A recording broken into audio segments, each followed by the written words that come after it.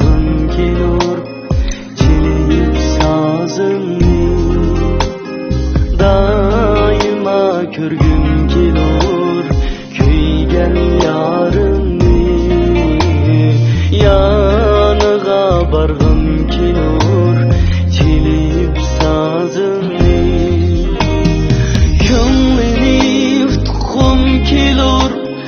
berib barimni bo'ldi bas qiynama ishib jonimni yuragim tipirlar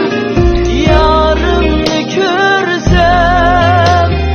bir kulib boqmidi savdo yursam yuragim tipirlar yarimni ko'rsam bir kulib boqmidi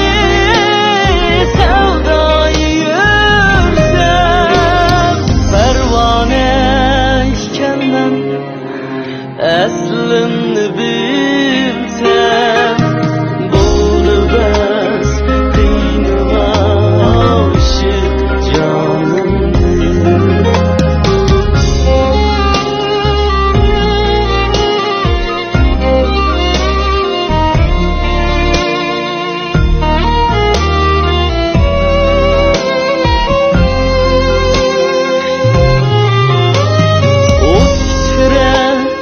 Salga yeter pervane kül bulup ketsumu küyer merdane uçre salga yeter pervane kül bulup ketsumu küyer merdane men muhem sen üçün bulay kurbane buldu ben kıynıma işit canımı yüreğim fırlar yarını körsem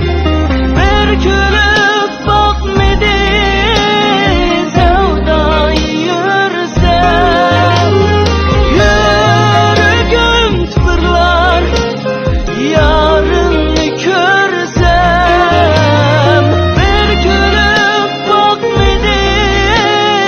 sevdayı yürsem pervane ikenmem aslını bilsem buldu bas qiynama alışıp canımı buldu bas qiynama alışıp canımı 700 gün murat kavuşup canımı